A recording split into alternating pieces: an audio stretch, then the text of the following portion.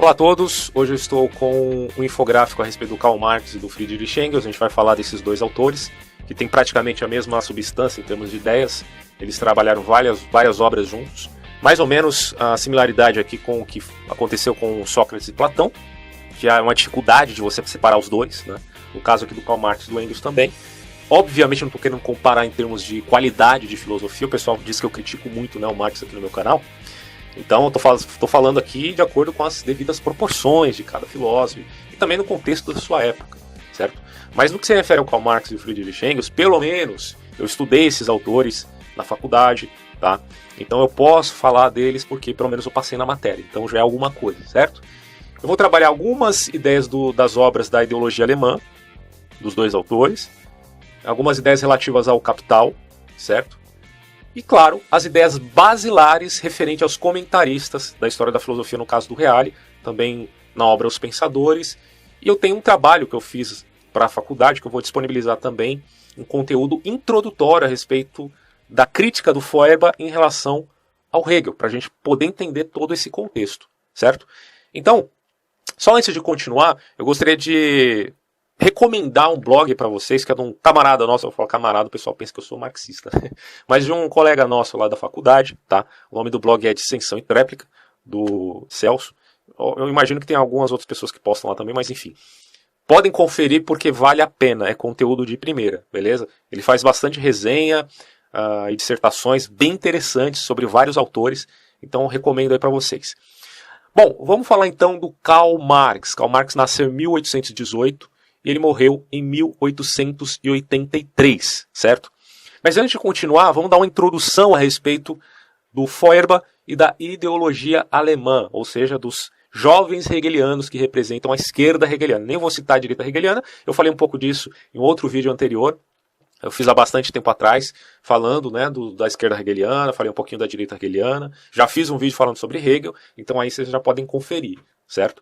Mas aqui eu vou dar uma introdução do Feuerbach para a gente poder, então, concatenar as ideias com o Karl Marx, que é muito importante. Em uma dissertação que eu fiz a respeito desses autores, eu vou repassar aqui para vocês o conteúdo, porque já é um resumo claro, fácil de se entender, tá?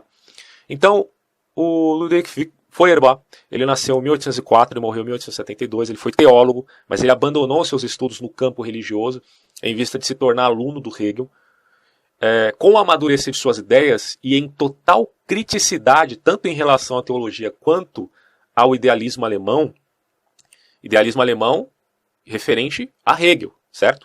Ele acabou por seguir uma visão materialista e humanista do hegelianismo. Então, ele não era só materialista de maneira assim ávida a fazer reducionismo e niilismo até dos valores. Não, ele também era humanista. Então isso aqui é importante para a gente entender o Feuerbach.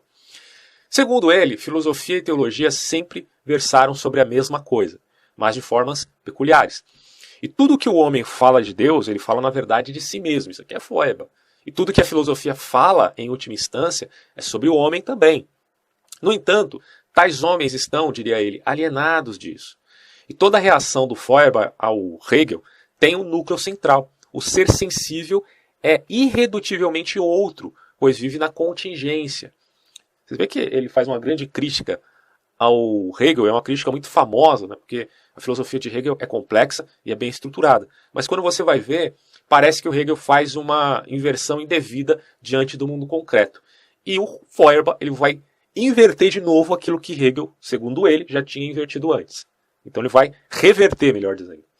Aqui o filósofo faz uma crítica à abstração, o Feuerbach, como sendo uma fuga do homem real, do homem de carne e osso. E nesse quesito havia digamos assim, um vício, um defeito no método do Hegel, porque ele estava transformando os entes particulares em momentos evanescentes, diluídos na totalização, perdidos na integralidade. E isso nada mais é do que um sinal de desconsideração do ser sensível, ou, digamos assim, do mundo concreto. Feuerbach, em relação a Hegel, vai dizer, voltemos ao mundo concreto. E ele vai dizer que a intuição sensível, em termos de tempo e espaço, não é tratada de forma apropriada em Hegel. É como se o filósofo idealista privilegiasse o tempo em detrimento do espaço. Ah, mas o que significa isso? Calma, vocês vão entender. Essa implicação segue-se da seguinte forma. O tempo, sendo privilegiado, ele repercute em sucessão, subordinação e exclusão. Já o espaço, que, digamos assim, foi ignorado por Hegel, segundo Feuerbach, implica coexistência, coordenação e tolerância. Fato é que o espaço, o lugar do ser sensível, ou seja, o lugar do irredutivelmente outro, determinado, limitado, finito, único, conquanto acessamos os seres sensíveis ou o ser sensível pelo outro. Na verdade, o Feuerbach, ele critica o Hegel na medida em que este indica um absoluto, porém tudo que está determinado no tempo e no espaço não pode ser um absoluto. Ora, sendo assim, se em Hegel o isto aqui e agora, entre aspas, é como que um nada, em Feuerbach o isto aqui e agora é tudo. E nesse ponto podemos destacar que Feuerbach foi possivelmente o primeiro filósofo autenticamente intersubjetivo, porque há um reconhecimento da coletividade, intersubjetivo da história, onde a relação do eu e do tu era imprescindível, certo? Mas em Hegel, diria Feuerbach, havia uma violência do pensamento contra o mundo. Essa violência se daria na medida de seu afastamento da realidade, no fechar-se em si mesmo. E desse modo a razão revela-se egoísta, demonstrando em seu pacote de ideias grande arbitrariedade. Isso geraria um desprezo dos momentos, ok? Momento presente, em nome de um todo superlativo. E há de se fazer uma correção nisso, diria Feuerbach, pelo maior enfatizar da dimensão espacial, equilibrando-a com o pensamento onde o ente não seja mera representação. Devemos fazer um parêntese aqui e considerar que, embora a crítica de Feuerbach seja um tanto pontual, o próprio Hegel também se esforça para valorar, o indivíduo no todo. Mas o que o Feuerbach quer, de fato, fazer é promulgar um retorno à natureza como fonte de salvação do homem, em termos de dar a ela um lugar apropriado na filosofia. E aqui se destaca o seu ponto de vista naturalista. Quer dizer, um diálogo da filosofia com a ciência da natureza, onde a matéria não se subordina ao mero pensar. Eis aqui a diferença entre uma dialética materialista e uma dialética idealista. Tá? Hegel, dialética idealista. Feuerbach, reconhecimento do mundo concreto. Eu vou pular, obviamente, algumas partes aqui, senão o vídeo vai ficar enorme. Depois eu disponibilizo esse conteúdo para vocês de uma maneira mais ávida, através de um outro vídeo, quem sabe, especificamente sobre Feuerbach. Sobre dialética, aqui vamos ler essa parte que é importante.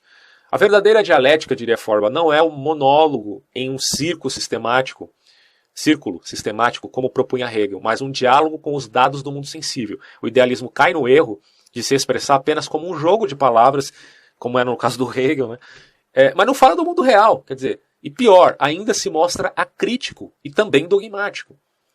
Ele pensa o mundo a partir da filosofia e não a filosofia a partir do mundo. Gente, vocês estão vendo que é uma crítica que não deixa de ter sua validade.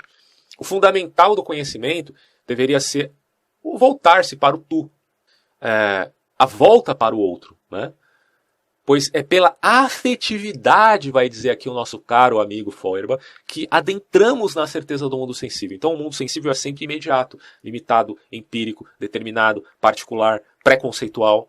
E a matriz fundamental de todo o pensamento. E o que Hegel faz, olha só a crítica, é substituir isso por um ser abstrato, por um ser linguístico propriamente, onde as palavras sobre as coisas se sobrepõem à própria coisa concreta. E é como se tudo só existisse se fosse pensado. Bom, se a gente for falar de física quântica, as coisas existem porque são observadas, quem sabe? Mas é uma outra história, a gente não vai entrar nesse mérito aqui. Aqui podemos sintetizar a crítica de Feuerbach da seguinte maneira. O Hegel, privilegiando o conceito de tempo, acaba por sustentar sua filosofia no vácuo, perdendo a relação com o ser sensível. Tendo desse modo desprezado o espaço, cai no acriticismo dogmático e, por conseguinte, a uma espécie de totalitarismo filosófico. Sabemos que para Hegel o ser é e não é ao mesmo tempo. Tá? Eu tenho um infográfico que está lá na minha página do Facebook. Por favor, curtam a minha página no Facebook. Dá essa força aí, gente. Pelo amor de Deus. E também tem um vídeo do Hegel. Assista lá se você não está entendendo nada. Aí fica mais fácil. Quer dizer, isso é devir. Devir é o ser no tempo e espaço. Onde o eu depende da totalidade. Mostra-se como um momento, um vir a ser. Isso é o devir. No entanto, o ser do pensamento não é o ser sensível. Embora haja uma dialética em Hegel daquilo que podemos denominar como aqui, aquilo que passa, e o agora, o que permanece. Em Feuerbach, o sensível é sempre imediato. A realidade é perceptível, nós a sentimos, e diz ele que isso já nos basta. A certeza do sensível está dada, e nela já admitimos uma razão, certo? Vamos ver mais o que eu posso falar aqui sobre Feuerbach. É muita coisa, não tem como resumir muito adequadamente para vocês, mas eu poderia falar da reversão que Feuerbach faz a Hegel, né? Porque o que acontece? O Hegel ele vai fazer um processo de reconhecimento da realidade em termos de sujeito e predicado. E quando o Feuerbach vai pensar isso, ele vai colocar sempre o sujeito antes do predicado, ou seja, o sujeito concreto antes do pensamento, e não o pensamento antes do sujeito, saca? Que é o que o Hegel faz. E ele vai criticar arduamente isso, vai falar, não, quem gera o pensamento é o sujeito, ora bolas, então é o sujeito concreto e depois o pensamento advém daí. Isso aqui é sumamente importante para a gente entender a crítica que o Karl Marx vai fazer posteriormente.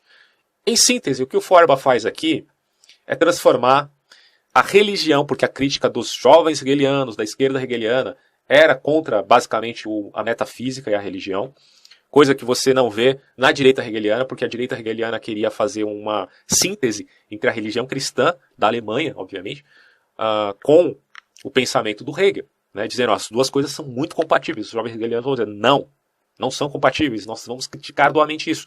Aí você tem o Bruno Bauer, que é profundamente contra a religião, Max Stirner, que é mais ainda contra a religião, é um tipo de... Ele mesmo prescreve uma ideia de anticristo, ele vai dizer que nós temos que não só não nos sujeitarmos à religião, mas nos sujeitarmos também à civilização, porque toda a civilização ocidental está contaminada com linguagem metafísica, e há necessidade, dirá Bruno Bauer, não, o Max Stirner, né? Ele vai dizer que há necessidade de fazer uma filosofia agora sem linguagem. E aí você fica pensando, mas porra, como é que se faz filosofia sem linguagem, né? Tanto que ele escreveu um único livro, né? O Único e a Sua Propriedade, se não me engano, esse é o nome da obra dele. Dizendo, a única pessoa que existe é o eu, né? Ele é o cara que existe, ele é a favor, inclusive, do individualismo. Eu não diria nem que ele é revolucionário, mas que ele é um tanto niilista nesse ponto. Dizendo que, na medida que o único reconhece a sua propriedade, que é ele mesmo, é que aí sim ele vai poder ser espontâneo na vida, sem entrar nos ditames dos visionários e das visões de mundo, porque na medida que o cara der uma visão de mundo, ele já não é ele mesmo, certo? Ele já é outra coisa que não ele mesmo. E as instâncias contingenciais que derivam do seu próprio ser são, digamos assim, abafadas por valores que estão fora dele, que são os valores da ideologia, certo? Vamos voltar agora para o Karl Marx, para a gente falar mais sobre o verdadeiro tema aqui do nosso vídeo, tá? Isso aqui é só uma introdução que eu dei para que vocês consigam entender que há um contexto, que o marxismo não surgiu do nada, o cara não inventou isso da cabeça dele. Isso aí surge de acordo com processos históricos de discussões filosóficas durante toda a história da Alemanha, que redundou no pensamento do Karl Marx aqui, né? Que, obviamente, também é a história da filosofia, não só da Alemanha. Bom, vamos falar então do Karl Marx. O pensamento de Marx ele formou-se em contato contra a filosofia de Hegel, as ideias da esquerda hegeliana, certo, que a gente já mencionou, e as obras dos economistas clássicos e as obras dos socialistas, que ele próprio chamaria de utópicos. Então você vê aqui no meu infográfico, eu deixei esse ponto aqui de maneira fundamental. Da cor amarela aqui você tem a crítica a Hegel, e a influência de Hegel sobre ele também. Ao mesmo tempo que ele é influenciado, ele critica, tá? Então Marx tem influência do Hegel, ele tem influência da esquerda hegeliana, que está em vermelho aqui. Ele tem a influência dos economistas, certo, liberais, principalmente o Davi Ricardo, como eu coloquei aqui em azul. E ele tem a influência também do socialismo utópico, que eu coloquei aqui em cor escura. Bom, mas ele também critica todas essas pessoas, tá? Porque a filosofia dele vai se basear justamente naquilo que concerne a crítica da infraestrutura. A gente vai entender isso daqui a pouco. Então, continuando. Marx reconhece prontamente a profundidade em Hegel, nesse seu começar por toda a parte com a oposição das determinações. Entretanto, o afastamento de Marx em relação a Hegel torna-se claro desde suas primeiros escritos, a começar pela crítica da filosofia do direito de Hegel, que vai ali criticar a filosofia do direito hegeliana com base na situação histórica e política da Alemanha e na convicção de que as instituições jurídicas e políticas e as diversas formas de Estado não podem se explicar por si mesmas, e em virtude de um chamado desenvolvimento do espírito humano, mas são resultado, na verdade, das condições materiais da vida. Substancialmente, para Marx, a filosofia do Hegel interpreta o mundo de cabeça para baixo, né? Aquela coisa da inversão que o Hegel faz da realidade concreta, e que é preciso reverter, e Feuerbach tentou fazer isso. Ele vai dizer, pô, isso é ideologia. Hegel raciocina como se a instituição existente, ou as instituições todas, fossem, por exemplo, a herança derivada, a herança que fala de pai e filho, né? Derivassem de puras necessidades racionais, legitimando assim as ordens existentes. A realidade é que, segundo Marx, Hegel transforma em verdades filosóficas dados que são puros fatos históricos empíricos. E assim, por toda parte, o Hegel cai no seu espiritualismo político para o mais crasso materialismo. O Marx ele tem um método de compreensão e ação transformadora do mundo. Tá? Então, em termos de metodologia, nós temos o materialismo histórico no sentido também de materialismo dialético.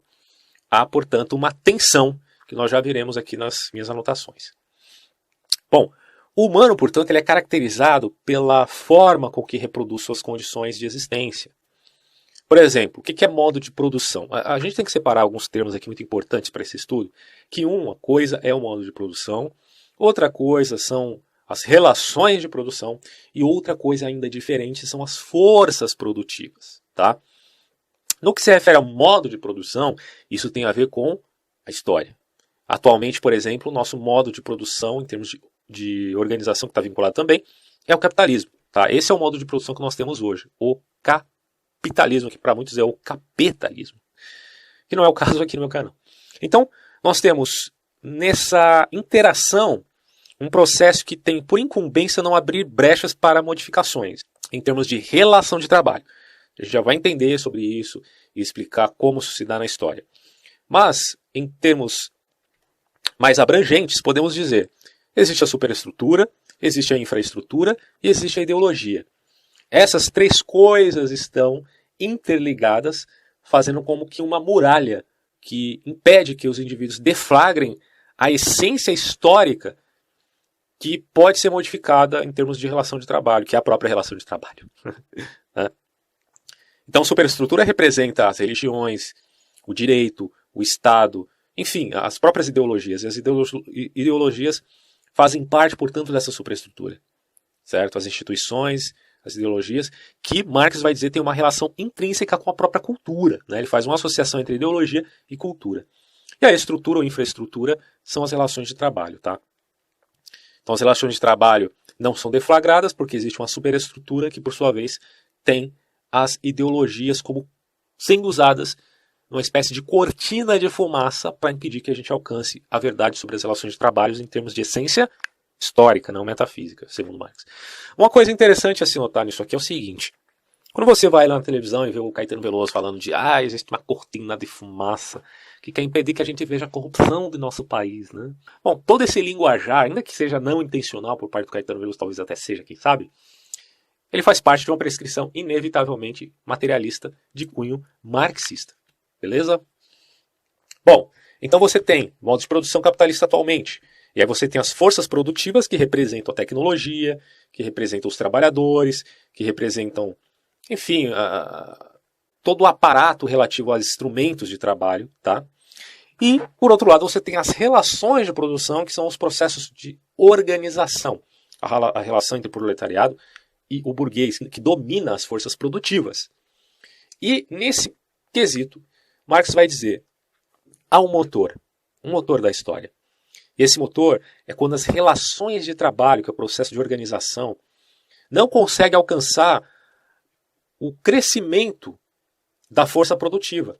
E lembre-se que a força produtiva ela cresce não só em termos tecnológicos, instrumentais, mas também os trabalhadores estão inseridos aqui. E os próprios trabalhadores vão se tornando maioria, enquanto a burguesia vai se diminuindo cada vez mais, por causa do processo suposto do capitalismo, que ele diz que é assim, mas não é. O que acontece, vai existir a partir daí uma contradição e, por conseguinte, uma revolução que representa, portanto, o motor da história.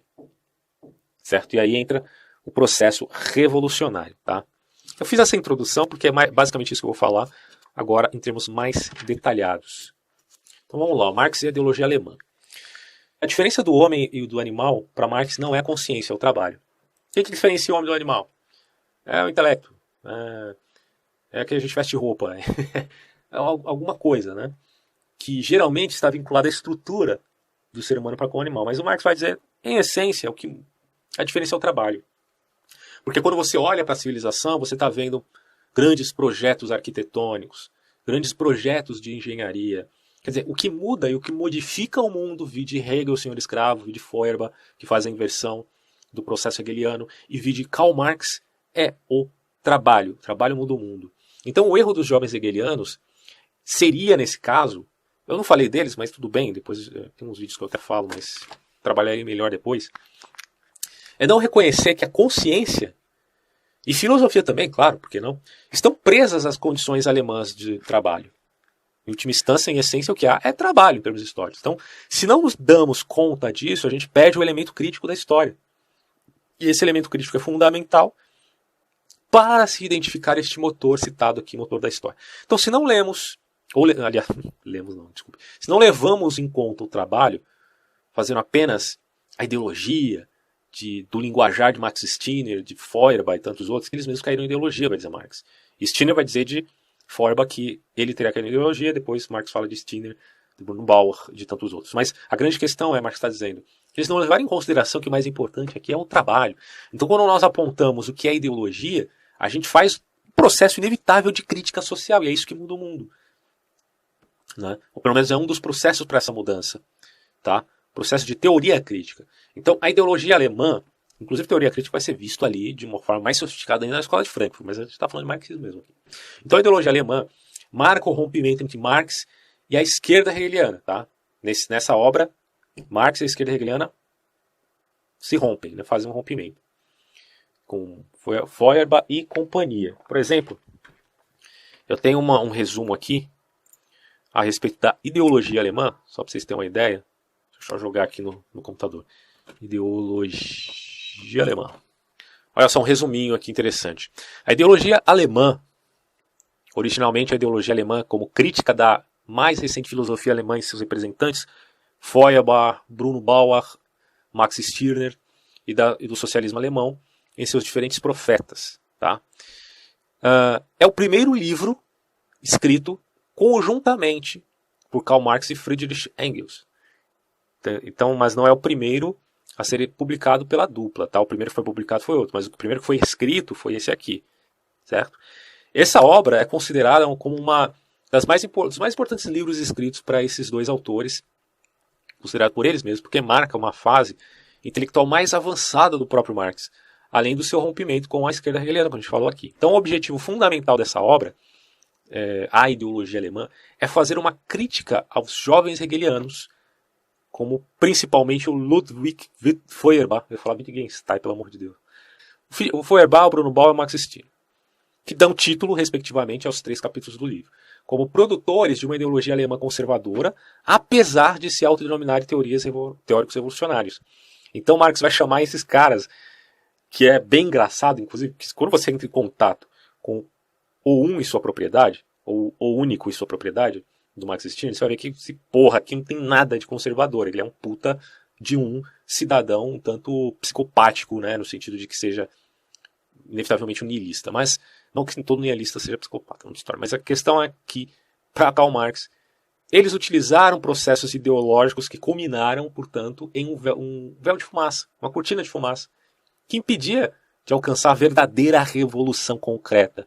Então era a revolução de fachada, de brincadeirinha, tá? Para Marx. Bom, Marx aponta para o fato de que, para esses filósofos, a transformação da sociedade se origina somente no plano do pensamento, certo? E nunca alcançaram a realidade concreta. Isso porque cada um deles critica a teoria hegeliana, como a gente já viu, e adota um aspecto dessa mesma teoria. Né? Ele está criticando o idealismo hegeliano, mas está absorvendo muitos elementos dele. Quer dizer, não rompe com a noção. Então a esquerda hegeliana dizia que era o espírito humano e não a atividade humana o sujeito da história, mas para Marx a atividade humana é a ação que é o sujeito da história. Assim, para tais filósofos, as ideias adquirem autonomia e passam a subjugar o mundo, que são ideias que subjugam o mundo, devendo o pensador que transforma a realidade substituir as ideias reinantes por outras que considere libertadoras e verdadeiras. Mas é ideia contra ideia. Não seria, para Marx, ele diria, um lado diferente, mas da mesma moeda? Uma consciência humana para Feuerbach, crítica para Bruno Bauer e egoísmo para Max Stirner? Enfim, ideologia. Bom, a questão aqui é a seguinte. Há uma crítica inevitável sobre a ideologia alemã, certo? E o Marx se distingue não só de Hegel, mas de todos aqueles que seguiram, seja da esquerda hegeliana ou da direita hegeliana, muito mais. Então Marx acusa os jovens hegelianos, que eram da esquerda hegeliana, como supostos revolucionários, que eram na verdade ideólogos, e o principal equívoco é que eles acreditavam que poderiam mudar a realidade pela mera crítica teórica. Quer dizer, eles também não davam conta de seu próprio pressuposto, caindo no acrítico. Acrítico aqui no sentido de não ter a capacidade de reconhecer o concreto, tá? Por isso que é um processo acrítico.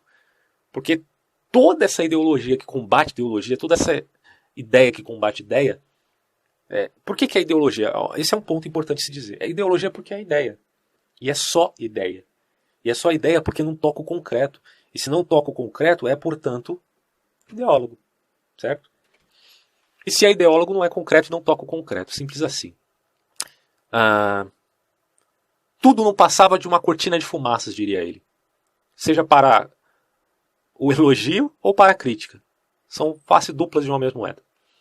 Ideologia, portanto, é uma interpretação mistificadora da realidade. É uma ideia que não representa o que é a realidade.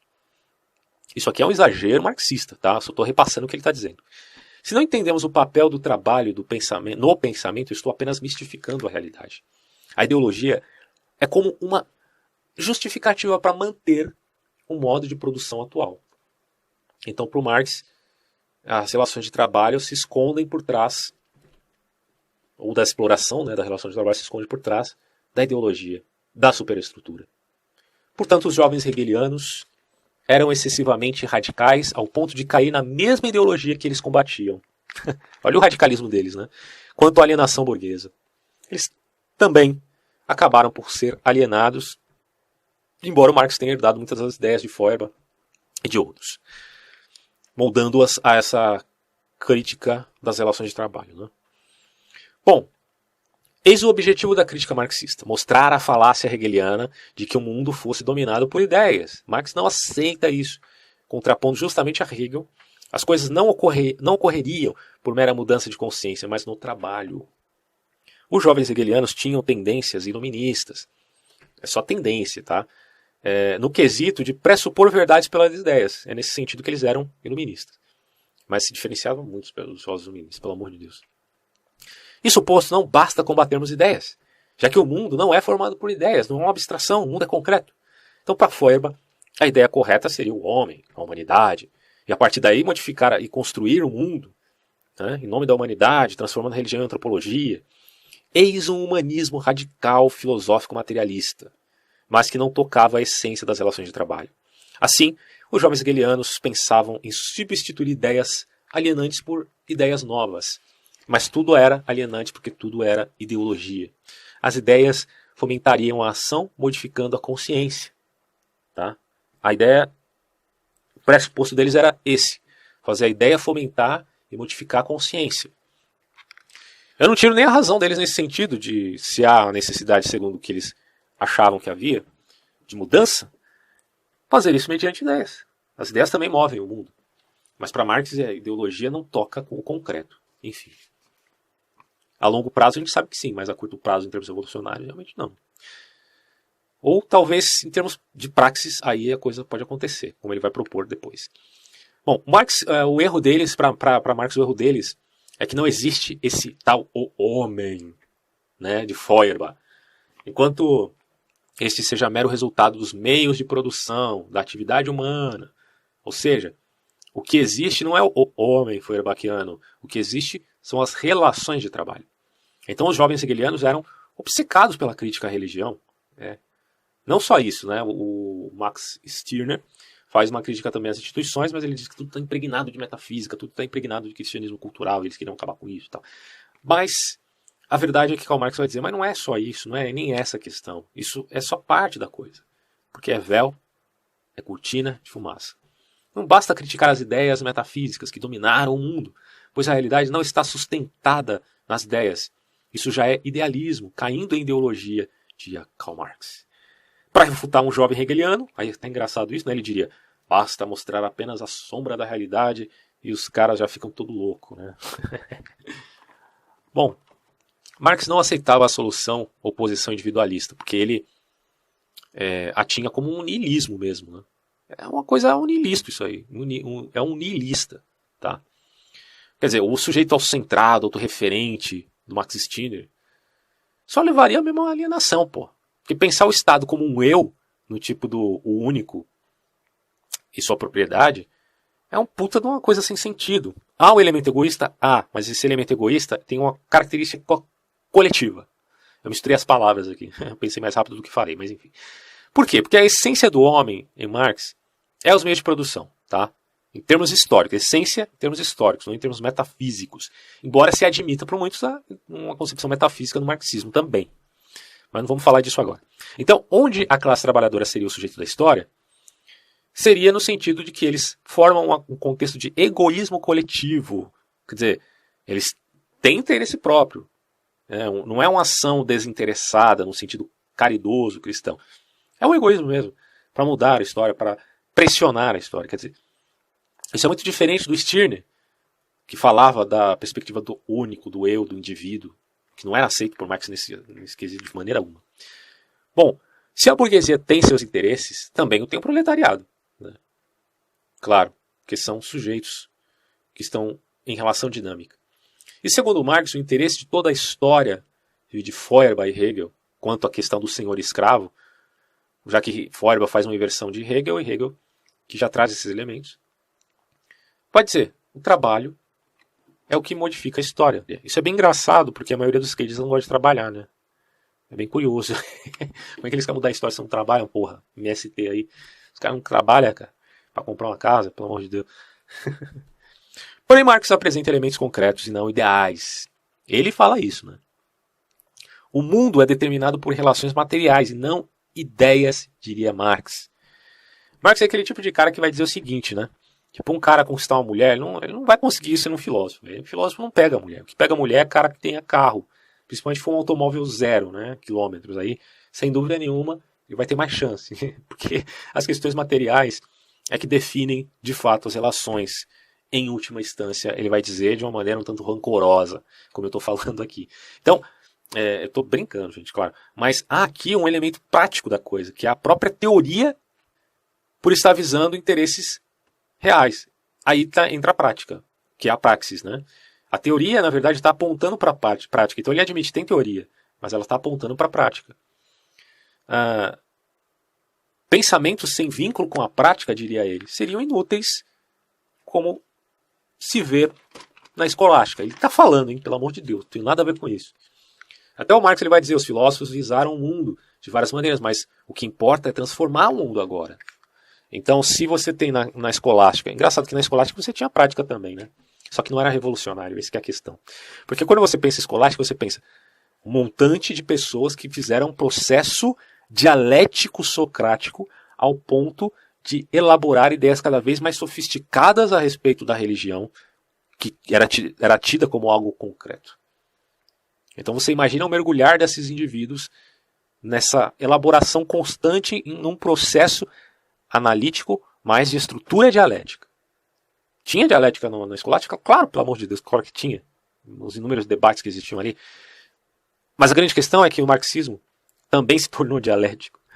E se tornou uma grande cultura. Né? De uns concordam, outros discordam. Mas o grande problema do marxismo é que ele leva à prática. Ele não fica restrito às academias, não fica restrito aos mosteiros, como era na escolástica. Claro que isso vai reverberar, a escolástica reverberou na população, reverberou na conduta das pessoas, reverberou na sociedade, o como a sociedade agora passaria a ser integrada em termos de conceituação das coisas. Né? Mas eu estou dizendo que no marxismo a coisa ficou complicada, tem um elemento mais complexo, porque ela trata não só com a questão conceitual, mas também com a ação, com a prática. Então o debate ele não figura apenas o aspecto acadêmico conceitual das ideias, ele figura também o elemento prático que gera agitações populares, tentativas frustradas de revolução e, por conseguinte, matança, genocídios, guerras. Porque nos faz revolução com águas de rosas, como diria lá na Revolução Francesa, não lembro quem disse.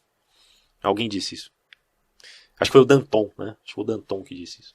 Mas a questão é essa, gente. Os filósofos visaram o mundo de várias maneiras, mas agora importa transformar o mundo. Transformar como, Karl Marx? Transformar pela praxis. Tem um apontamento teórico, de fato, mas deflagrando a cortina de fumaça. Quer dizer, vamos limpar o céu dessa cortina e vamos ver a realidade, a concreção. Né? O apelo a concreto foi muito forte nesse aspecto da filosofia dele, que não deixa de ter uma certa razão. Vamos olhar para a concreção, tá certo? Não está errado isso. O problema é achar que a sua concreção, que na verdade também é ideológica, seja o retrato da realidade. Aí já é outros 500. Bom, o fato é que a dialética impõe também não só uma dinâmica de debate. Por isso que eu acho que o verdadeira dialética tem que proceder também de acordo com o trânsito de informações. Porque o trânsito de informações não pode ficar restrito apenas à cultura determinada, por exemplo, na Igreja Católica. E falar, a Igreja Católica é tão sofisticada na escolástica que tem todas as respostas para tudo que existe no planeta Terra, e tudo foi respondido e tudo foi refutado já antes de que essas coisas, ou ideias de fato surgissem. Mas será que foi? Desculpa, mas eu não consigo aceitar isso. E também não consigo aceitar, pior ainda, em termos marxistas. Também houve muita dialética. Existe um emaranhado de obras literárias a respeito do marxismo que você não tem como dar conta no tempo de vida, de 120 anos. Não tem como ler tudo. Impossível. Né? Já é uma cultura, infelizmente. No caso do marxismo, na escolástica foi até bom. Bom, porém é fato que para propor uma transformação, ele mesmo interpretou o mundo ao ponto de vista materialista, dizendo que o resto seria ideologia. Então, para não deflagrar que o mundo é determinado por relações materiais, isso que as ideologias, segundo ele, fariam. Tá? Marx era contra as fraseologias sem fim, mas o destino dos marxistas foi exatamente este. Né? Como eu disse, eles também, o pós-marxismo foi um processo dialético constante até hoje. Mas aqui eu estou dizendo dialética socrática, não dialética como estrutura da realidade, tá? Que são coisas distintas. Os jovens hegelianos criticavam Hegel, mas não a realidade mesma, dizia Marx. Por tudo isso, considerando que perdiam seus esforços em refutar as religiões, como Stirner, que acreditava que tudo estava premiado pela religião e pela metafísica, né? Na própria linguagem e tal, quando na verdade o que permearia tudo, diria Marx, é as relações econômicas, isso ele não fala. Então, a religião era mera cortina de fumaça, uma delas só, não uma representação de todo o mal. Né? Marx dá tão amenizada aqui, né? Não vou criticar só a religião, porra. Ele também critica porque ele fala que a religião é o ópio do povo. Fala porque ele acredita que é uma ideologia, assim como várias outras. Né? Então, a questão é defender a religião ou criticar a religião? Bom, são dois lados de uma mesma moeda. Tá? Então é a ideologia do mesmo jeito. Você também está fazendo ideologia, não vem não, cabeção. Você também está fazendo aí um processo de distorcer a realidade concreta, que já é um pleonasmo, né? Mas tudo bem. Bom, ele a criticava, mas dentro do verdadeiro papel que exercia, diria Marx. Ou seja, que a religião é apenas uma das ideologias. Bom, a filosofia dos jovens hegelianos iniciaram com uma crítica séria, mas a partir da concorrência e de um mercado de feira livre filosófica começaram a fanfarrice de vendas de ideias, né, que vai dizer o Marx aqui, e aí essa merda toda acabou numa feira, né, não fede nem cheira. O pensamento puro é ideologia alemã, ele vai dizer. A verdadeira filosofia seria uma teoria crítica da sociedade, que também vai se tornar mais sofisticado ainda lá na Escola de Frankfurt. A filosofia, a partir de pressupostos concretos, como na Inglaterra e na França, onde supostamente se veria um capitalismo mais amadurecido, e por conta disso a possibilidade de haver, portanto, uma revolução lá, né, no sentido que Marx propõe. Que não aconteceu, porque Marx errou um bocado de coisa. Em termos de previsão de futuro, ele foi um fracasso. Mas mais do que olhar para outros países, Marx fez sua crítica da ideologia mediante a história dos modos de produção, tá? Materialismo histórico. Marx é fiel ao método da inversão, sujeito-predicado, portanto é o ser concreto que gera o pensamento abstrato. Se você toma o abstrato antes do concreto, diria ele, é um erro. Então Marx admite, portanto, a partir de pressupostos onde o sujeito é o ser, sendo o pensamento o predicado do ser, o objeto, portanto, que é o corpo, o indivíduo, tem primazia sobre o pensamento. E assim posto, olhando para o mundo que podemos compreendê-lo e transformá-lo, olhando para o concreto, para coisas e objetos mundanos. Materialismo puro, né? Quer dizer, o critério crítico de Marx e Engels parte, portanto, de um conceito de Feuerbach. Ele critica Feuerbach, mas ele parte de Feuerbach. Tá?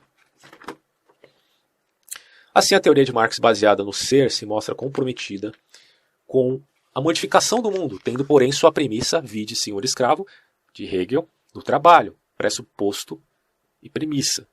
Conquanto o trabalho modifica o mundo. Prescrição materialista, inclusive. Tanto Maquiavel como Marx, olha, tomem nota disso, eles admitiam uma tomada de poder pela violência. Por quê? Porque os trabalhadores também fazem parte das forças, né, de trabalho. E a gente vai ver isso mais à frente aqui.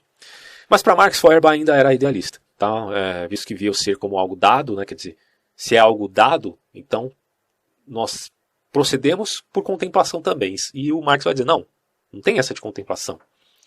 Porque a verdade do ser é a ação, é a atividade.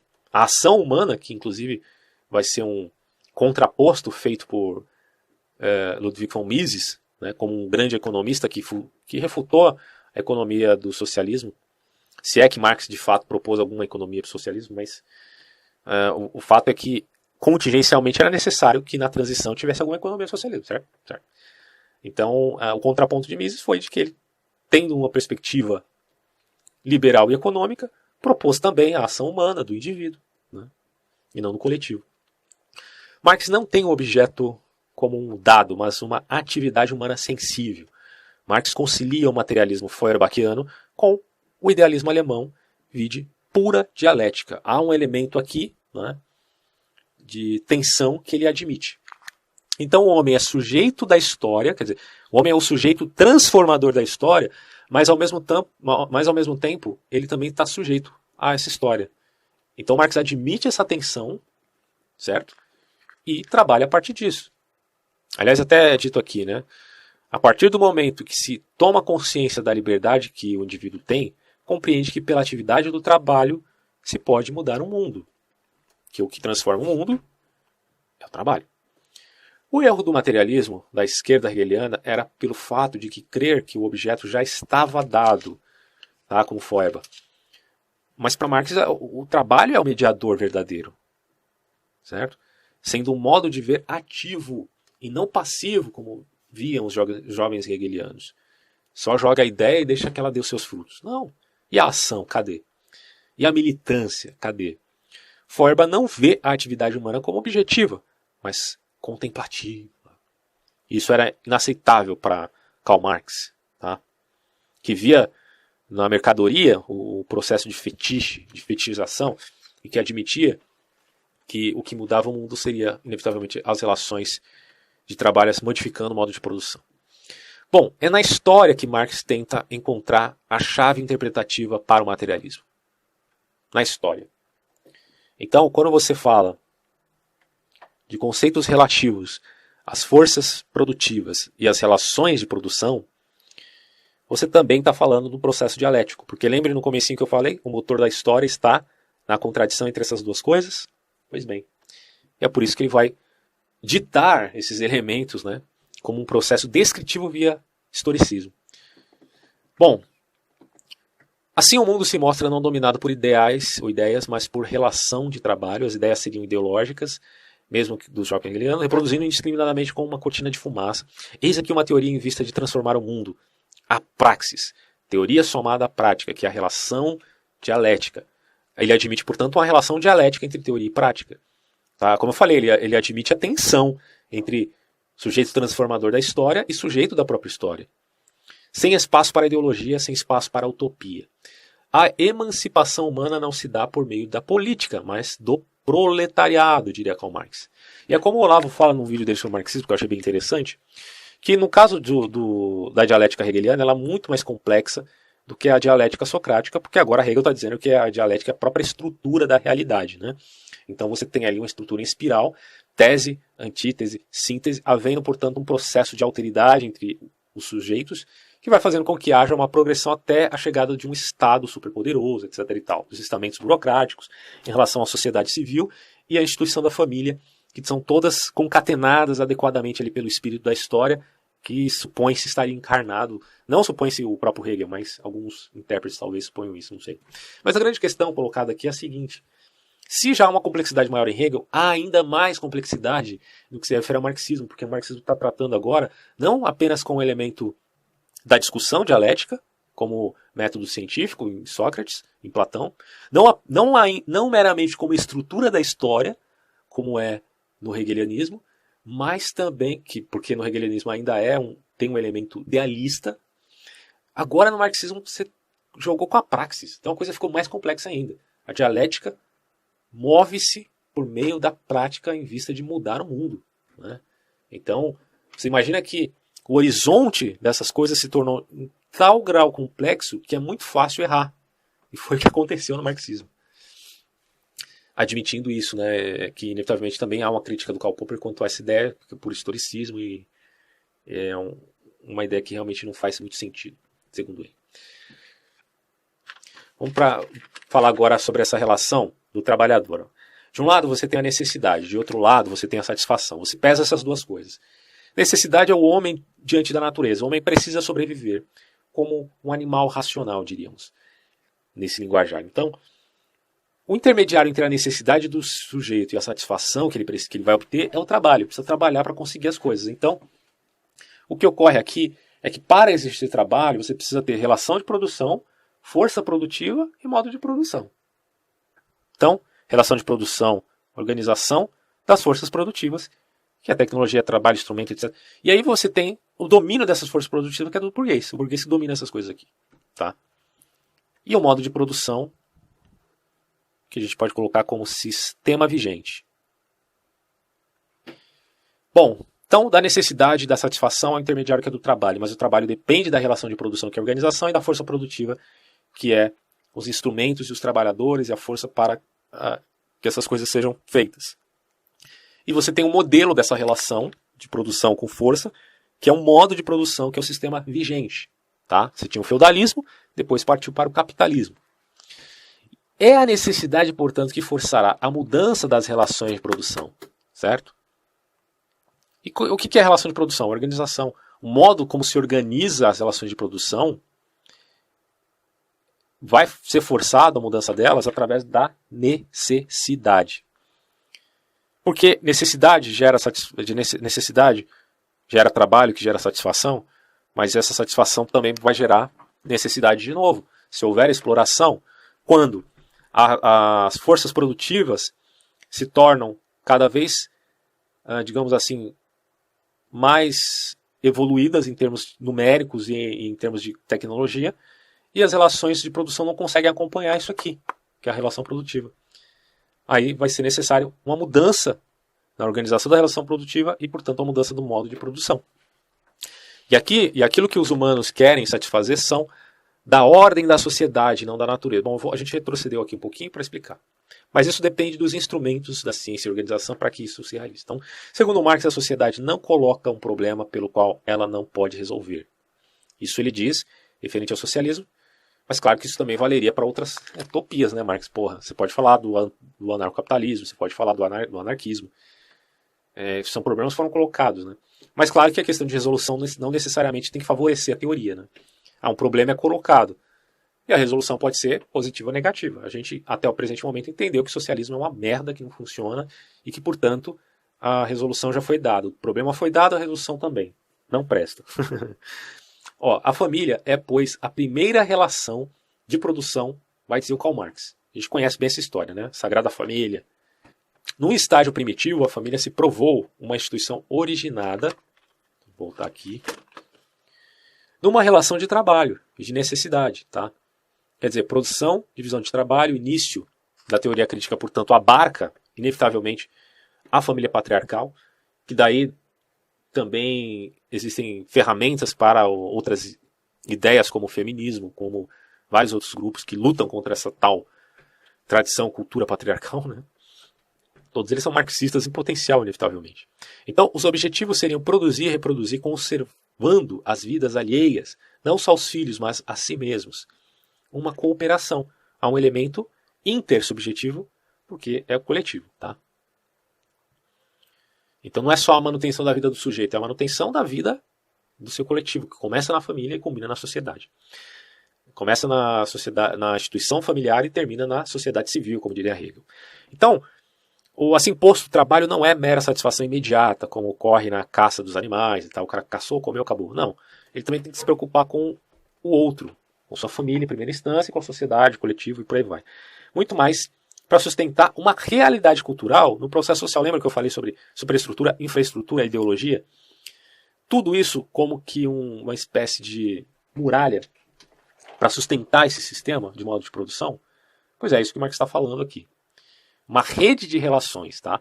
E assim, o primeiro ato do ser humano no trabalho, dirá Marx, não é algo individual, mas é de ordem social. E por ser de ordem social, em relação à família, é que ele admite um processo coletivo de comunismo e não de individualismo. Por isso que ele não admite o individualismo metodológico aqui, como vai se ver em Hayek, por exemplo.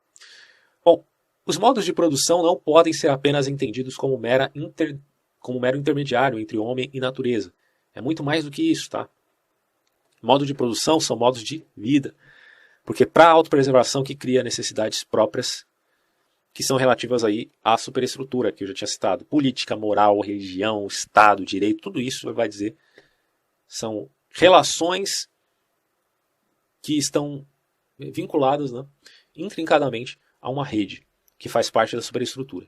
São processos dados como ideológicos, inclusive, que representam cortinas de fumaça que supostamente esconderiam as relações de trabalho, também tidas como superestrutura. Ideologia representaria os interesses do mundo do modo de produção, tá? No nosso caso é o capitalismo.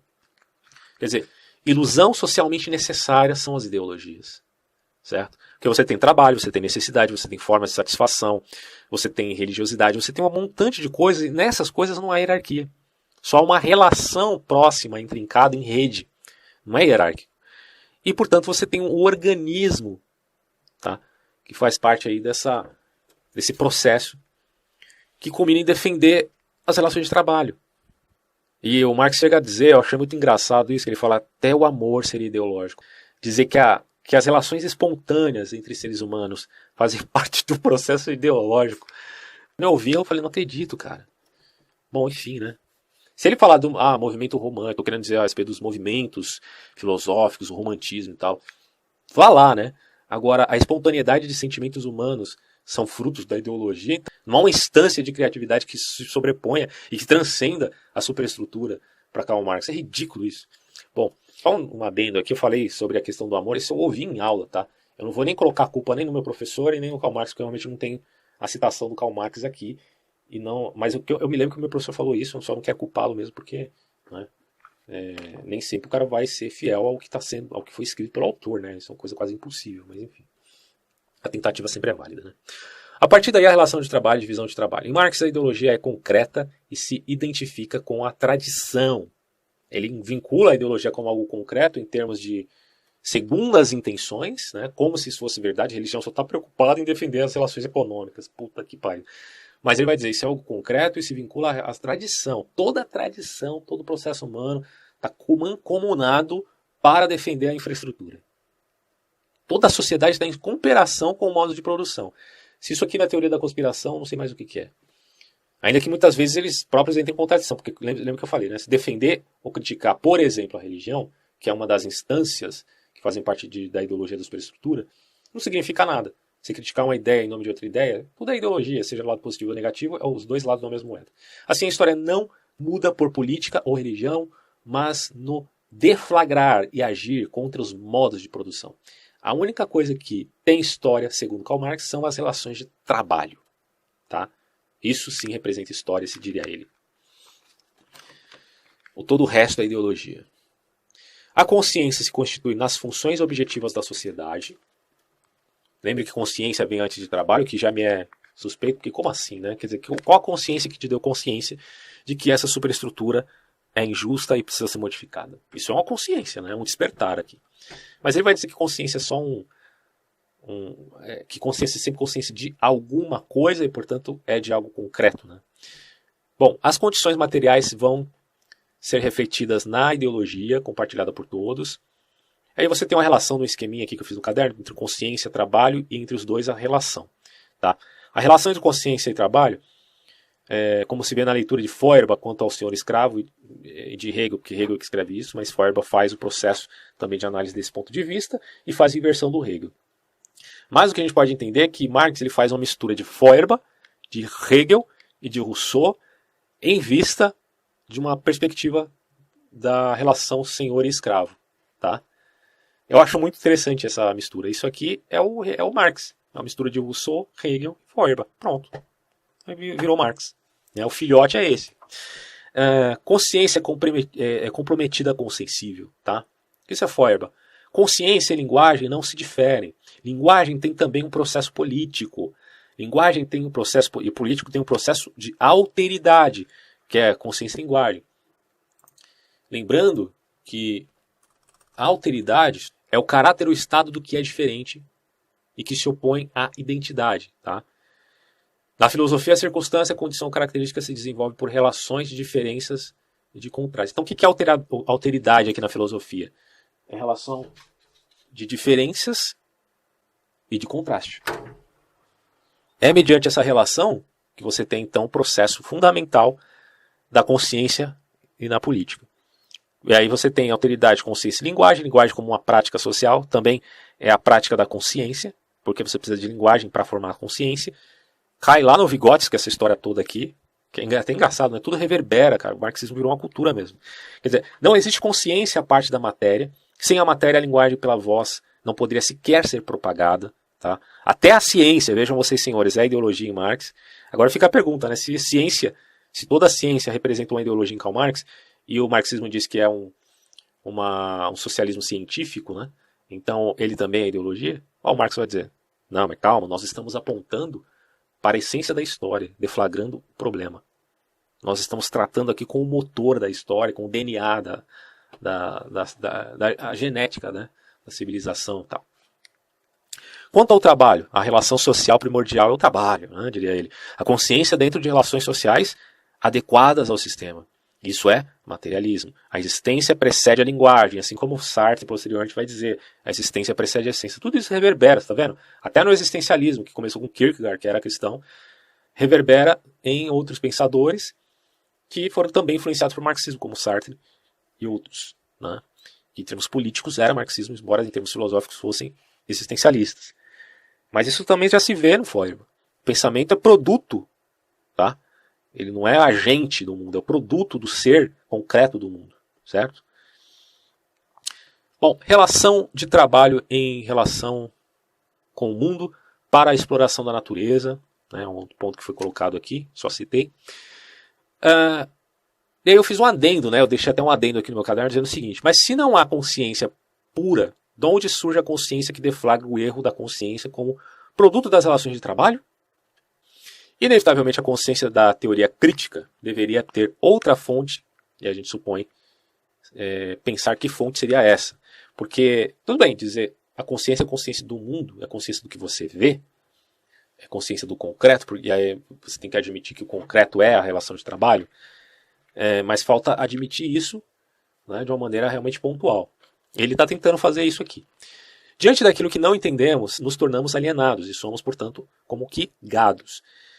E ele vai dizer minha consciência é minha relação com o ambiente, consciência é a relação com os demais. Então Marx faz diferença entre consciência gregária e instinto animal, em termos de instinto animal e tal. A maneira como penso a natureza depende da sociedade onde eu estou vivendo. Então a própria natureza, o próprio modo como você pensa ela vai depender do modus operandi da sua sociedade, porque você é só um produto, né? Como em Sartre, o eu é um produto que se vê não num eu puro, mas no eu fora da consciência, né? Uma divisão entre consciência e eu. Bom, formas produtivas e relações de produção. Formas produtivas. aparece da consciência que o homem tem da natureza. Lembrando, formas produtivas, trabalho, capital, terras, matéria-prima, ferramenta, equipamento, tecnologia e blá blá blá, um monte de coisa. Relação de trabalho, mais as forças produtivas. As relações de trabalho, lembrando, formas de como os humanos desenvolvem suas relações de trabalho, ou seja, a sua organização. Ponto. E aí, a consciência é sempre consciência de algo material que resulta das condições materiais, das condições do indivíduo. Tá? Então a relação aqui é clara. O que Feuerbach falava da religião, Marx está falando da ideologia, onde a religião, claro, também está inserida. Então, consciência tem relação com o trabalho e trabalho tem relação com consciência. Mas entre a consciência e o trabalho existe a linguagem. Porque sem linguagem você não tem sequer a consciência. Ele vai pensar dessa maneira. E Vygotsky também, como um produto do meio, né? O pensar produto do meio, certo? Então, o que você tem aqui é um processo de deferimento, né? Otorgando uma relação entre consciência e trabalho e linguagem. A relação produtiva sempre foram relações intersubjetivas, porque eram grupais e precisavam da linguagem. Qualquer ação que modifica o trabalho é revolucionário em algum grau para Karl Marx. Inclusive, se você pensar bem, leis trabalhistas, por exemplo, que sequer são necessárias ou se admite alguma relação de justiça entre o empregado e o patrão. Bom, existe uma consciência de classe que se difere da consciência produtora da ideologia, certo? Portanto, são interesses diferentes entre burgueses e proletariados.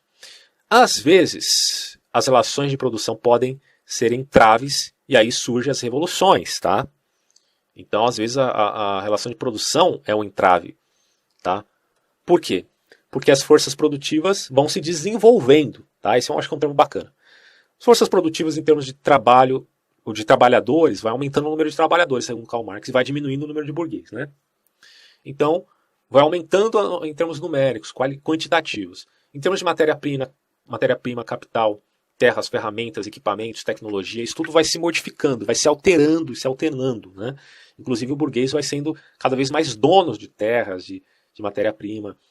Mas a tecnologia vai aumentando. E vai chegar ao ponto de que as relações de produção, que é o processo de organização, não vai dar conta das forças produtivas, que é a questão dos trabalhadores, do capital, das terras, das matéria-prima, da ferramenta, equipamento, tecnologia, etc. Então, o comunismo é apenas possível, segundo ele, no desenvolvimento das forças produtivas. A ideia é, quanto mais trabalho, mais revolução. Então, é desenvolvendo as forças produtivas que vai gerar, então, essas alterações na sociedade. Mais uma vez eu digo, como assim, né? Por que o esquerdista, então, não quer trabalhar, ora bolas? Porque aqui ficou explícito que o mais importante é desenvolver as forças produtivas. Porque isso vai gerar uma contradição entre elas e as relações de produção, que é a organização. Por isso Marx pensava que o comunismo ocorreria na Inglaterra, já que o capitalismo ali estava mais amadurecido, né? Mas mais uma vez ele errou várias vezes, né? Isso é um fato. Agora você vai ver para o Edmund Burke, que foi meio contemporâneo ali, ele acertou muito mais que Karl Marx. Divisão de trabalho, tem o aspecto da prática natural e da prática intelectual, tá? Então você tem no quesito da prática natural a força, né? E no quesito da intelectual, a interpretação do mundo, os sacerdotes. Inclusive ele fala, né, que os sacerdotes foram os primeiros trabalhadores intelectuais, né, no passado, desde os xamãs até os sacerdotes levitas e tal. Então as condições materiais não permitiam pensar as contradições que Marx prescreve. Então por isso que ele fala que não surgiu isso no passado, porque as próprias condições materiais não permitiam isso. E com o desenvolvimento do capital, quer dizer, com o surgimento do capitalismo, foi possível pensar essa questão e desenvolver, então, a mentalidade comunista. Então Marx elogia o capitalismo nesse sentido. As classes dominantes não têm apenas o domínio material, mas também do espírito do homem. Lembre, o trabalho precede a consciência, moldado pela ideologia. Por isso que o burguês tem o poder do espírito do homem também. Então o espírito do homem pode fazer revolução, como diria Feuerbach, como diria os da esquerda hegeliana? Não. O que pode fazer revolução é a ação humana, pode dizer Karl Marx. Bom, e aí você tem, portanto, uma relação entre mundo e sujeito e mundo. Como eu falei, é uma tensão dialética. O sujeito é determinante para o objeto, mas o objeto também modifica o sujeito. E há esse processo inevitavelmente dialético, certo? Então a revolução ocorre quando a relação de produção se difere de forma gritante das forças produtivas que se desenvolvem mais tanto em termos de quantidade quanto em termos de qualidade. Bom, agora finalizando então esse vídeo, vou fazer só um pequeno resuminho aqui para traçar as principais ideias do Marx, enfatizando os pontos necessários. Tá? Primeira coisa, né? Quando se fala de marxismo, é necessário saber as influências do Karl Marx e do Engels. Então, a gente já viu aqui que ele foi influenciado por Hegel, esquerda hegeliana, os economistas clássicos e o socialismo utópico. Ponto. Isso aí é de praxe para você entender o marxismo. Porque tem muita gente que fala, né, do marxismo, mas não conhece. Fala bem ou fala mal, mas não conhece profundamente. Essas são as 4 influências, ok?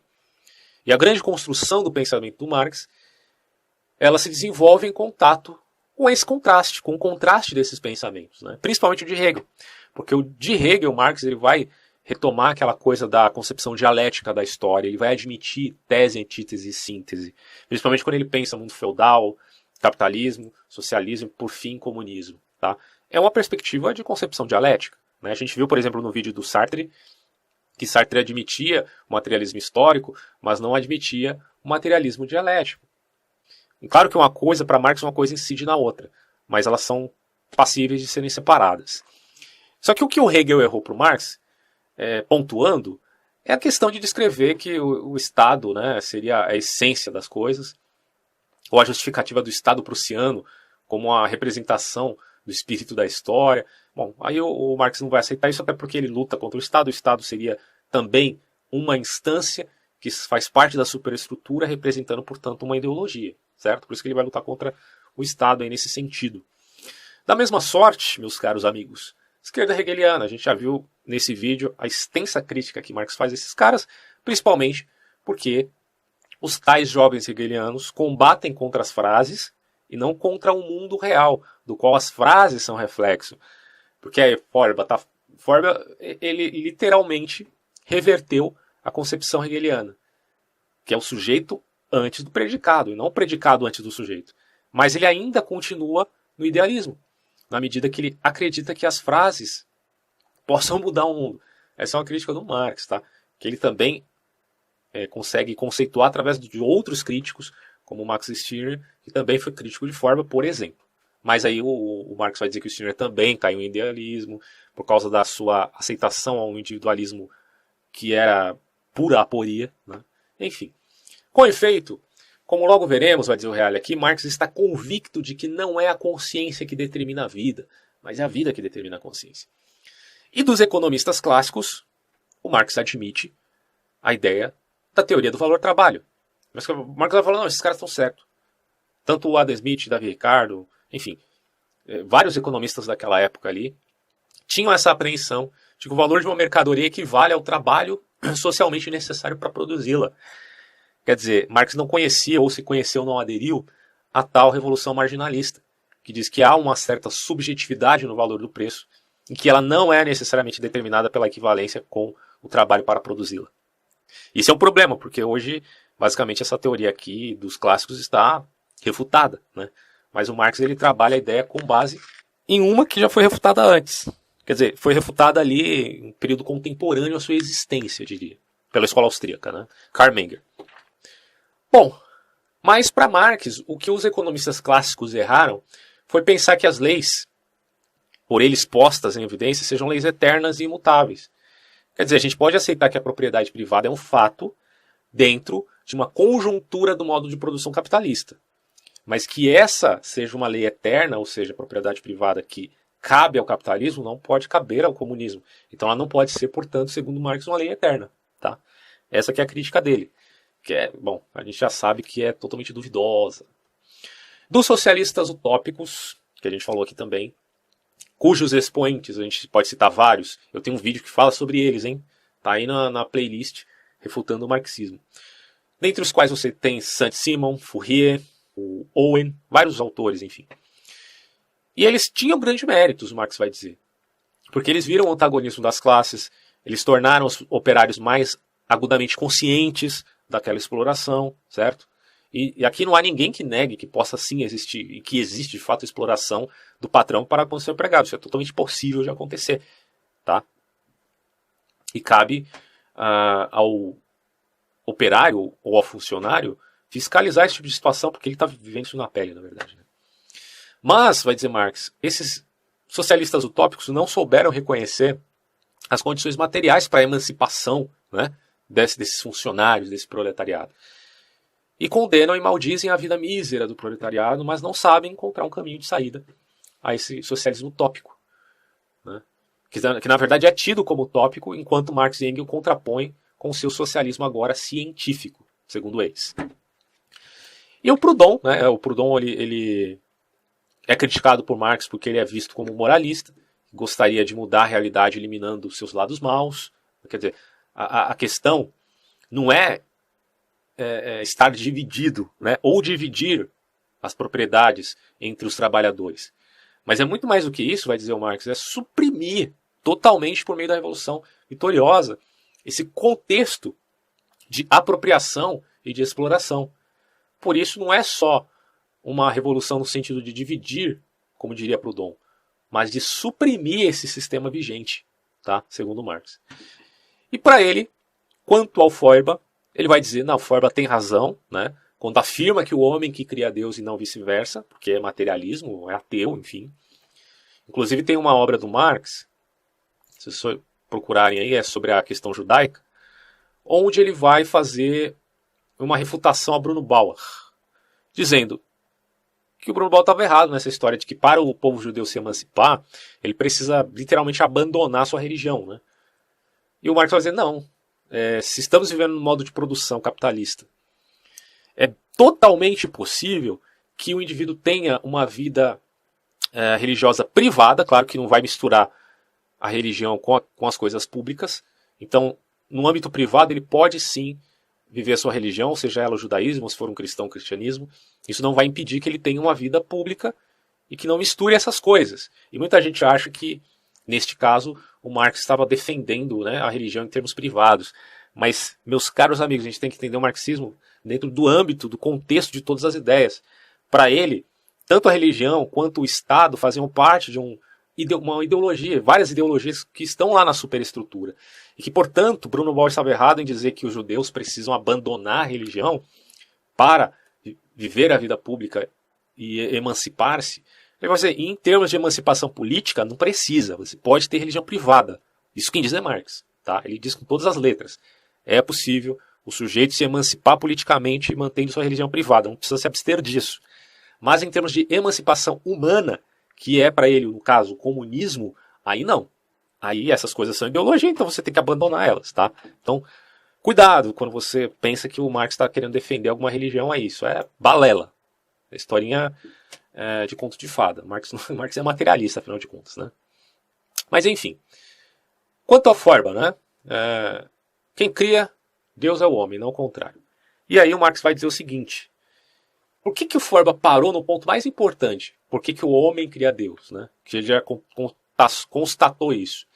Aí ele vai dizer, eis a resposta. Existe um mundo fantástico dos deuses porque existe um mundo irracional e injusto dos homens. Então a miséria religiosa é um sentido à expressão da miséria real. Em outro sentido, o protesto contra a miséria real. A religião é o suspiro da criatura oprimida, o sentimento de um mundo sem coração, o espírito de situações em que o espírito está ausente. Ela é, portanto, o ópio do povo. Mas as ilusões não se desvanecem se não forem eliminadas as situações reais que as criam. Ou seja, os filósofos interpretam o mundo de modo diverso. Mas agora trata-se de mudá-lo. E esta é uma das grandes teses de Feuerbach, só que Marx vai dizer que a mudança não é contemplando o homem ou contemplando a natureza, mas é agindo. Tá? Portanto, a crítica da religião se torna crítica do direito, porque religião é ideologia, direito também é ideologia, é jurisdição. A crítica da teologia se torna crítica da política, porque política também é ideologia. E a crítica do céu se torna e transforma crítica da terra, porque na terra existe ideologia. E aqui na terra Marx encontra um homem alienado. O homem não alienado é um homem que se realiza transformando ou humanizando segundo seus planos. Esse é o não alienado, né? E ele se transforma segundo seus planos com os outros. Ele transforma a natureza para satisfazer suas necessidades. O que o Marx vê, porém, é o homem alienado mesmo no mundo. Que está expropriado do próprio valor de homem por causa da expropriação do trabalho. Porque a natureza do homem é o trabalho. Se isso é expropriado dele, ele é alienado da sua própria natureza. Tá? Inclusive a Hannah Arendt vai perguntar para o Marx assim, perguntar em termos retóricos, né? A Hannah Arendt não falou com Marx. A Hannah Arendt é mais nova. Mas ela vai dizer, olha, se a natureza do homem é o trabalho, por que cargas d'água no comunismo, onde haverá superação do próprio trabalho mediante a tecnologia, o homem continuaria tendo a natureza de trabalho? Vai ter que mudar a natureza dele? É uma pergunta que ela faz. Bom, o homem não trabalha para realizar seus próprios projetos, junto com os outros, tá? Humanizando assim a natureza. Ele trabalha para a sua própria subsistência, ele está alienado. E a propriedade privada, baseada na divisão do trabalho, torna o trabalho constritivo, apertado, ruim, né? O trabalho do proletariado é um trabalho forçado, e nele o operário aniquila seu espírito e destrói seu corpo. Mas como chegou a essa situação ficar assim? Como se produziu a Revolução Industrial? E como é possível, caso seja, sair dessa situação? É aqui que entra em jogo a concepção do Marx sobre a história, centrada sobre a ideia de materialismo histórico e sobre o materialismo dialético. Eu já explico, tá? O materialismo histórico, basicamente, é a teoria segundo a qual a estrutura econômica de uma época determina a superestrutura ideológica. Veja, a estrutura econômica de uma época vai determinar a superestrutura ideológica dela mesma, que é o conjunto de ideias religiosas, morais, políticas, jurídicas, estéticas dessa mesma época, etc, etc, etc. As representações, os pensamentos, o intercâmbio espiritual dos homens aparecem como emanação de seu comportamento material. Mas as ideias mudam, se elas mudam, mudam as superestruturas porque mudam as estruturas econômicas, e estas mudam por causa de uma lei dialética, no sentido de que a história humana se desenvolve por contrastes, por contradição e por tríades dialéticas em suma. Mas veja, mas espera aí, ele não disse que as ideias não mudam nada, como é que ele está dizendo que agora as ideias mudam? Mas, caro amigo, vocês lembram da inversão que eu falei? Da reversão, aliás, de Marx para Hegel, ou de Feuerbach para Hegel? De que o sujeito vem primeiro antes do predicado, e o predicado é o pensamento. Então não é essa história do Descartes, penso logo existo. É existo, o sujeito existe e ele pensa. Se o sujeito existe e ele pensa, para mudar a história, o sujeito age primeiro e depois a história muda. E o pensamento muda. Então, quando ele fala, mas as ideias mudam, mudam a superestrutura, porque mudam as estruturas econômicas, ele está dizendo em termos de ação. A ação, que é a praxis, né, de certo modo. Teoria aponta para a prática muda o pensamento. Tá? A ação muda as ideias e as ideias mudam as superestruturas e por aí vai. O caso da burguesia e a vitória do proletariado são para Marx eventos inelutáveis. E ele argumentava a favor de tal inelutabilidade da sua grande obra, O Capital, que é em 4 volumes, cujo o primeiro volume é um bloco de letras imenso. Né? A mercadoria tem um valor de uso e um valor de troca. O valor de uso baseia-se sobre a qualidade possuída pela mercadoria em relação à satisfação de alguma necessidade. O valor de troca é dado pelo tempo de trabalho social necessário para produzi-la, que é um equívoco, como a gente já viu. Também o trabalho e a força de trabalho é uma mercadoria que o capitalista adquire sobre o mercado e que paga segundo o valor que tal mercadoria tem. Valor que é dado pela quantidade de trabalho necessário para produzi-la. Ou seja, pelo valor das coisas necessárias para manter em vida o trabalhador e sua família. A força de trabalho é, porém, uma mercadoria especial, uma vez que produz mais valia. Tá? O capitalismo, já vou explicar esses conceitos. O capitalismo reinveste essa mais-valia para não sucumbir à concorrência no fim. E aí no fim ocorrerá que o capital estará sempre em menos mãos, enquanto aumentará o grande exército dos proletariados. É aquela coisa da contradição, onde se acha, portanto, o motor da história para fazê-la progredir em outros caminhos. Então, quanto menos burguês, mais proletariado. Isso vai gerar revolução, inevitavelmente. O proletariado vai empunhar armas contra a burguesia, por isso que ele é a favor da violência. E é a revolução, não tem nada de leite com pera aqui, o negócio é sério. A revolução levará a uma sociedade sem classes, a ideia é alcançar esse patamar. E este é o advento do comunismo, e este é o desenlace final de uma história que até agora foi uma história da luta de classes. O fim da história, portanto, para Marx, é a grande resposta, né, dialética do mundo. Não há espírito da história, não é isso. Né, isso é Hegel. Mas há a ideia de que haverá uma resposta da história quanto a essa luta de classes que vai um dia se finalizar mediante o comunismo. Porque tudo estaria levando a isto. Mas é um equívoco, a gente já viu.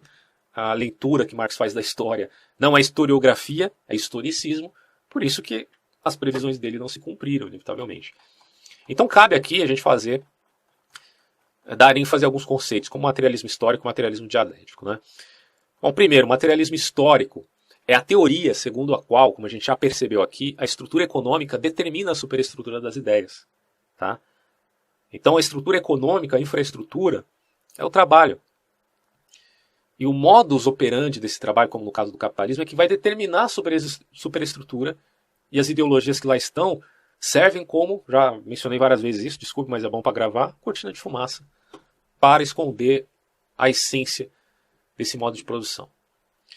O moinho movido a água vos dará a sociedade como o senhor feudal, e o moinho a vapor a sociedade como o capitalismo industrial. Ou ainda, não é a consciência dos homens que determina o seu ser, mas é, ao contrário, seu ser social que determina sua consciência. Isso escreveu Marx no prefácio para a crítica da economia política.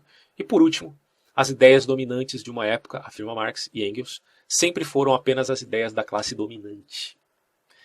Você está vendo como isso aqui gera confusão, gente? E aí entra o conceito de materialismo dialético. O Marx inverte a dialética hegeliana, pondo, né, ela, de certo modo, ele coloca ela de pé, digamos assim. Hegel, porque na verdade o Hegel aplicava o movimento dialético ao processo do pensamento, mas Marx o remete ao mundo da história real e concreto, a das necessidades econômicas e sociais dos homens. Então toda a realidade histórica, governos, estados, etc., gera em seu seio contradições que necessariamente levam a sua superação. Então toda contradição que existe no mundo vai ser superada. Tá? A burguesia nasce de dentro da sociedade feudal e será justamente a burguesia que, com a Revolução Francesa, despedaçará os vínculos feudais, doravante sufocantes e não mais suportáveis. Por sua vez, a burguesia não pode sequer existir sem o proletariado, que a levará à sepultura. A dialética do senhor escravo está bem explícita aqui, né? Quando você vê isso em Hegel e depois em Marx numa inversão. A dialética é a lei de desenvolvimento da realidade histórica e exprime a inevitabilidade da passagem da sociedade capitalista para a comunista. Para você ter uma ideia, para o Engels, existem 3 leis da dialética, tá?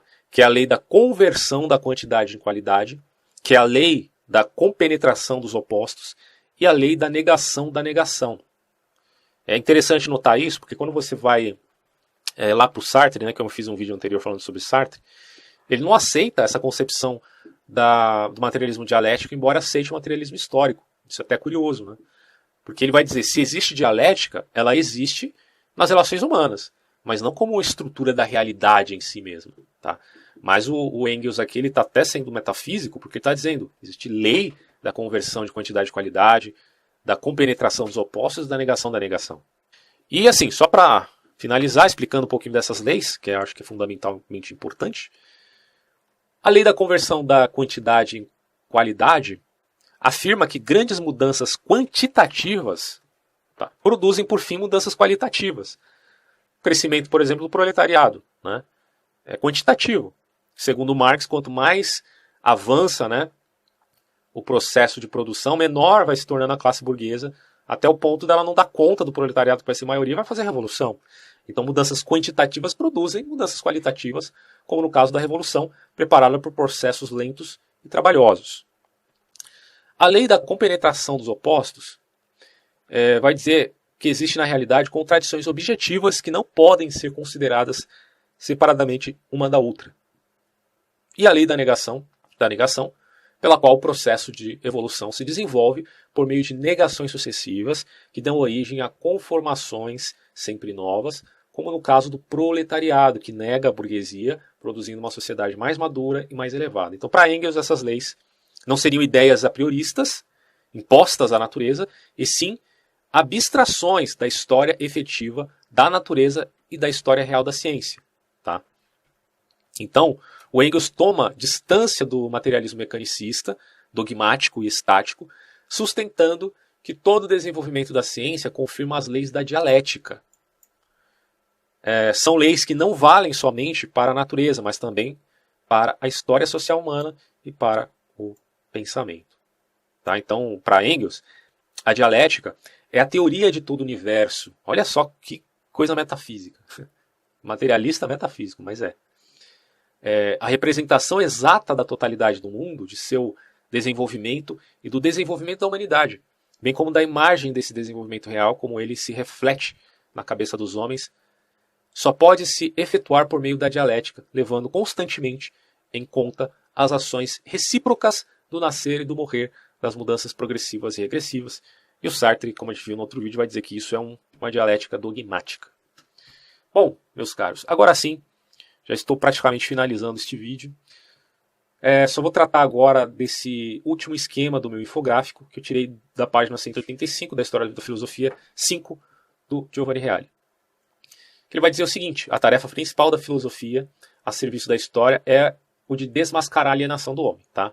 Então, seguindo esse cronograma, na religião, quando a sociedade classista proíbe o desenvolvimento e a realização de sua humanidade, os homens alienam seu ser projetando em um Deus imaginário. A religião, portanto, seria o ópio do povo para essa concepção. E antes ainda, no trabalho também. Quer dizer, o trabalho é externo ao operário e é apenas um meio para satisfazer necessidades estranhas.